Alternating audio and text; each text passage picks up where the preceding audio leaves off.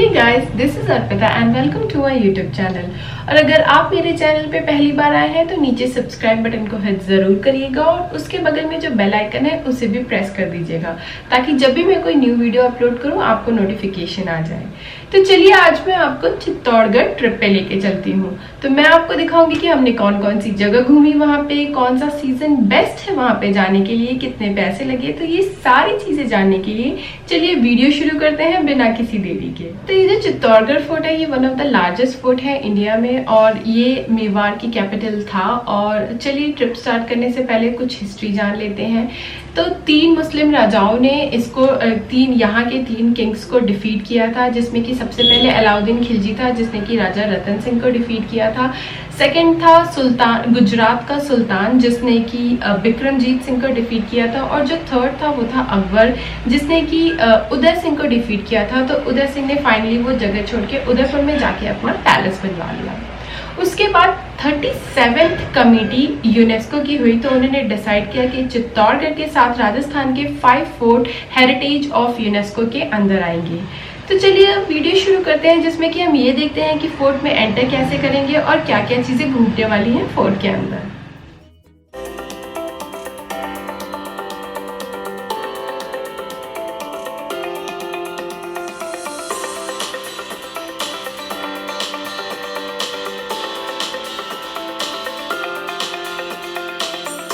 जैसे कि आप सब देख रहे होंगे कि जो फोर्ट है ये बहुत ऊंचाई पे लोकेटेड है, तो आपको फोर्ट तक जाने के लिए कैब बुक करनी होगी। आप चाहो तो वॉक करके भी जा सकते हो, but I will not suggest कि आप वॉक करके जाओ क्योंकि फिर आप पैलेस के अंदर घूमने से पहले ही थक जाओगे।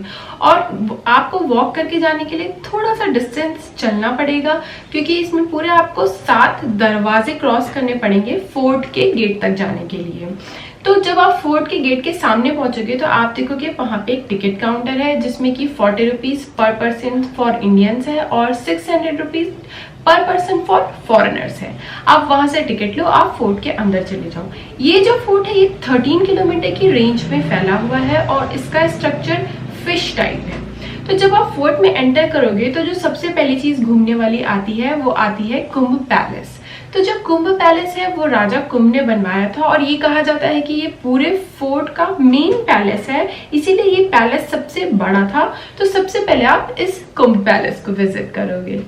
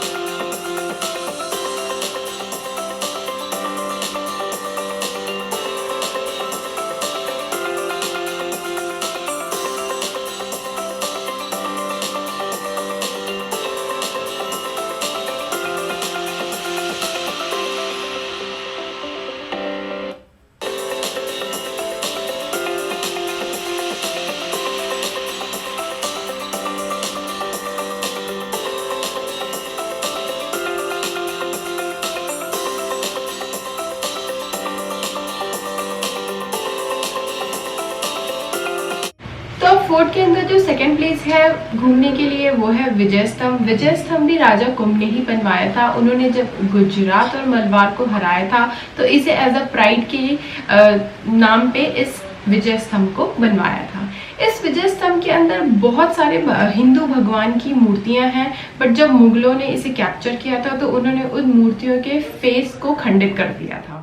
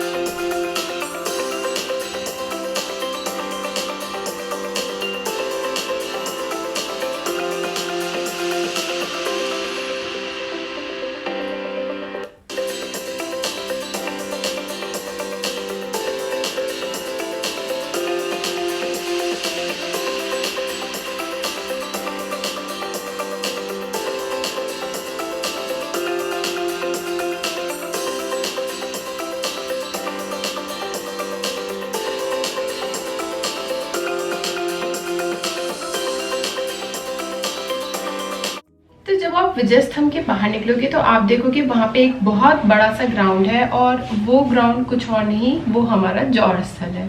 हाँ गाइज, वही हमारा जौहर स्थल है। आपने मूवी में कुछ और देखा होगा, आप गूगल सर्च करते हो तो आपको कुछ और दिखता होगा, कुछ स्टेयर्स टाइप बना हुआ, बट बेसिकली ये जो ग्राउंड है यही था जौहर स्थल, जहाँ पे पहले गड्ढा था और उस गड्ढे को बाद में भर दिया गया, और वहां पे एक बोर्ड लगा हुआ है जिसमें लिखा हुआ है कि जौहर स्थल है। तो यहाँ पे 2 बार जौहर हुआ था। पद्मावती से भी पहले बेसिकली एक और रानी थी जिनका नाम था रानी करमवती। उन्होंने अपनी 13,000 रानियों और दासियों के साथ मिलकर यहाँ पे जौहर किया था। उसके बाद सेकेंड रानी पद्मावती ने अपनी 16,000 रानियों और दासियों के साथ मिलकर यहाँ पे जौहर किया था। तो ये हो गई हमारी 3rd प्लेस कवर। सबसे पहली थी हमारी कुंभ पैलेस, सेकेंड था हमारा विजय स्तंभ, और 3rd था हमारा जौहर स्थल।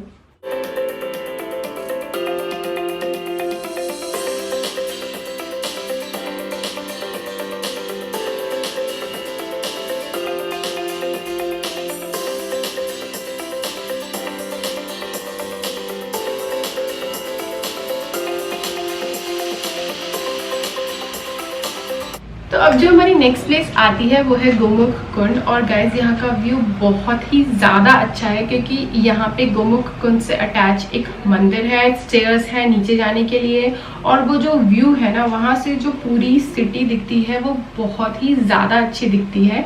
गोमुख कुंड एक रिजर्वॉयर है, वहाँ पे पानी को सेव करने के लिए बनाया गया था। लाइक गर्मियों के दिनों में लोगों को बार बार नीचे ना जाना पड़े और उनको पानी की कोई प्रॉब्लम ना हो, इसीलिए ये बनाया गया था ताकि वो वहाँ पे पानी स्टोर कर सके।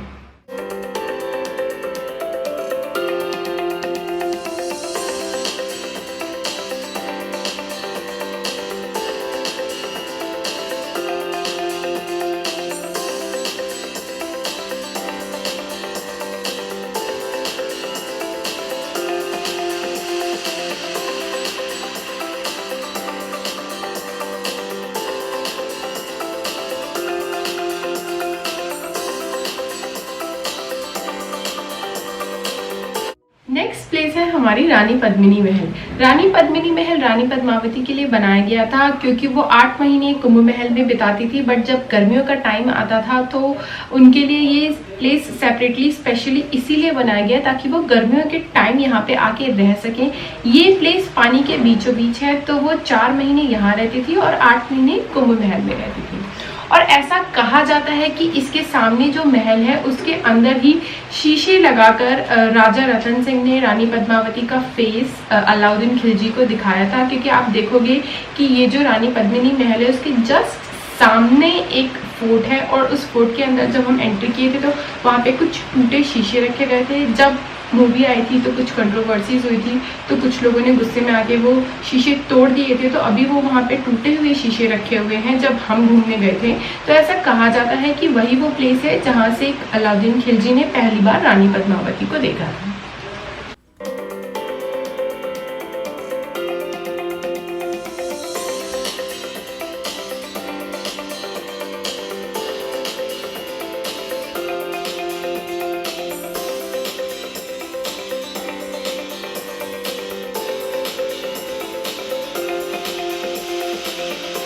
तो अब जो हमारी नेक्स्ट प्लेस आती है वो आती है बैटल ग्राउंड। बैटल ग्राउंड में सारे राजा, मतलब जो भी चित्तौड़गढ़ का राजा था और अगर कोई हमला कर देता था तो वहाँ पे लड़ाइयाँ होती थी, और वहाँ के एक साइड के रास्ते से हाथी ऊपर आते थे, और अगर कोई सामान ऊपर आना हो जो बहुत ही ज़्यादा क्वांटिटी में हो तो वो उस रास्ते से ऊपर आता था। और अब जब बैटल ग्राउंड के जो फोर्ट साइड है, जब आप वहाँ पे टॉप पे जाओगे तो आप देखोगे सामने एक पहाड़ टाइप है छोटा सा, जिसे कि अरावली पर्वतमाला कहते थे, जो इन्होंने स्ट्रैटेजी के अकॉर्डिंग बनवाया था कि अगर कोई भी दुश्मन उस पर्वत पे चढ़ेगा तो वो इन्हें पहले ही दिखाई दे जाएगा कि हाँ कोई आने वाला है, तो ये लोग पहले से रेडी हो जाएंगे।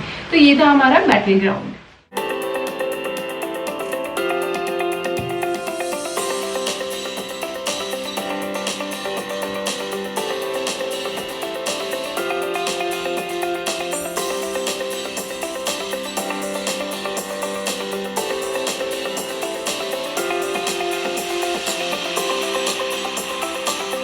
तो जो हमारी लास्ट प्लेस है इस फोर्ट के अंदर वो है राजा रतन सिंह का महल, और राजा रतन सिंह का महल में राजा रतन सिंह ही रहते थे। और वहाँ पे एक शिव की मूर्ति थी जिसे भी मुगलों ने खंडित कर दिया था, जैसे कि मैंने आपको बताया कि इन्होंने जो विजय स्तंभ के साथ किया था।